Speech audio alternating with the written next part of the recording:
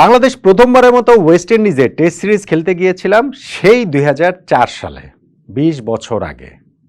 এই ২০ বছরে বাংলাদেশের ক্রিকেট কি এগিয়েছে? যদি আরও স্পেসিফিক্যালি বলি, টেস্ট ক্রিকেট। ওয়েস্ট ইন্ডিজের সঙ্গে আরেকটি টেস্ট সিরিজ শুরু হওয়ার আগে এই প্রশ্নটি আসলে আসছে কেন?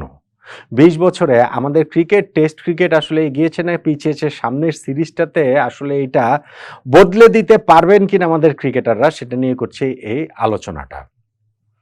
দেখুন, ২০০৪ সালে বাংলাদেশের টেস্ট ক্রিকেটের খুবই একেবারে হাঁটি পা যুগ। ২০০০ সালে আমরা টেস্ট স্ট্যাটাস পেয়েছি, মাত্র বছর সাড়ে চার বছর পরে আমরা ওই টেস্ট সিরিজ খেলতে ওয়েস্ট ইন্ডিজে যখন গিয়েছিলাম, তখন আসলে খুব একটা এক্সপেকটেশন ছিল না, থাকার কোনো কারণও ছিল না। কেননা এর আগে আমরা কখনোই কোনো একটা টেস্ট ম্যাচে খুব একটা ভালোই আমরা করতে পারিনি।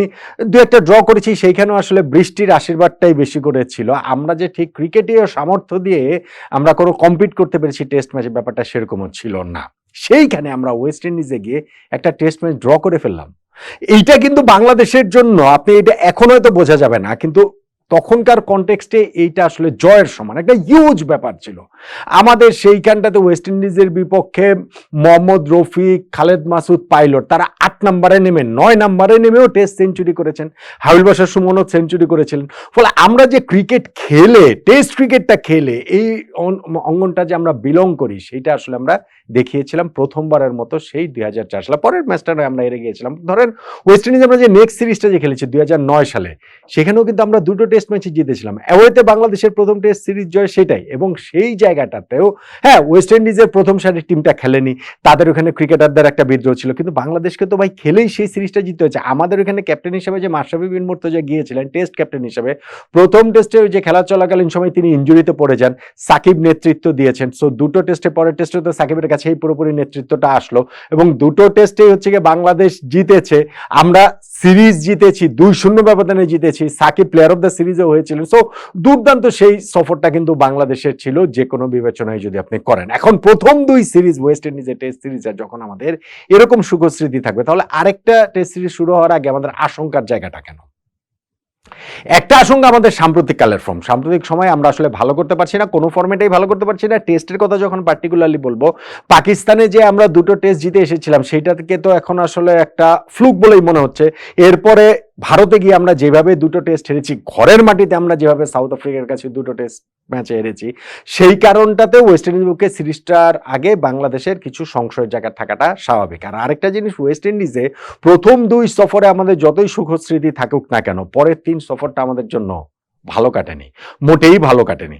২০১৪, ২০১৮, ২০২২ তিনটা টেস্ট সিরিজের ৬টা ম্যাচে ৬টাই আমরা হেরেছি, এবং সত্যিকার অর্থেই ৬ ম্যাচের মধ্যে কোনো ম্যাচে আমরা সেই অর্থে কম্পিটই করতে পারিনি।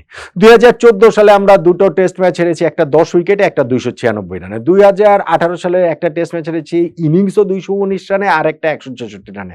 আর ২০২২ সালের সর্বশেষ টেস্ট সিরিজ আমরা দুটো টেস্ট হেরেছি, একটা ৭ উইকেটে, একটা ১০ উইকেটে।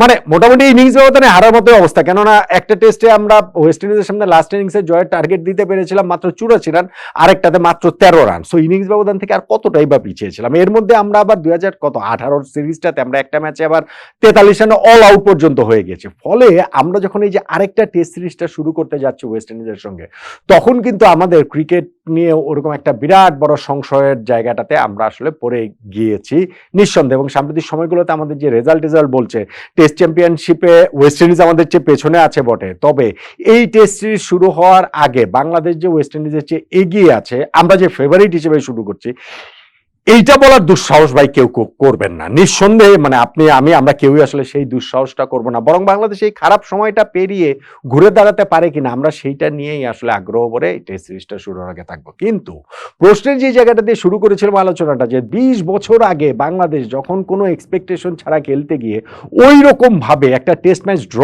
করে ফেলে, জয়ের সমান ড্র, এবং আমি বললাম যে আমাদের পুরো টেস্টে তিনজন সেঞ্চুরিয়ান, আমাদের ওইখানে ৮ নম্বর ৯ নম্বর ব্যাটসম্যান পর্যন্ত সেঞ্চুরি করছেন।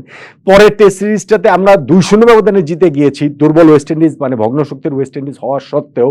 তারপরেও গিয়ে আমাদের এই এখন ২০ বছর পরে এসে প্রথম সিরিজ থেকে যদি ধরি, আমরা টেস্ট ক্রিকেটটাতে যে আসলে কোথায় দাঁড়িয়ে আছি ওরকম একটা বিরাট বড় প্রশ্নবোধক চিহ্নের সামনে কিন্তু নিঃসন্দেহে এখন বাংলাদেশ ক্রিকেটটা রয়েছে।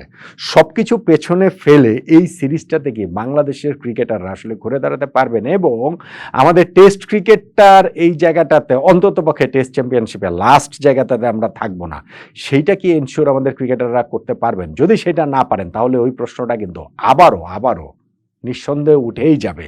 ২০ বছর আগে যেখানে ছিল বাংলাদেশের টেস্ট ক্রিকেট, ওয়েস্ট ইন্ডিজে প্রথম সফরে যাওয়ার আগে যেখানে ছিল বাংলাদেশের টেস্ট ক্রিকেট, ২০ বছর পরে ৬ নম্বর সফরেও আমরা কি সেখানেই আছি, নাকি আমরা আরো পিছিয়ে গেছি?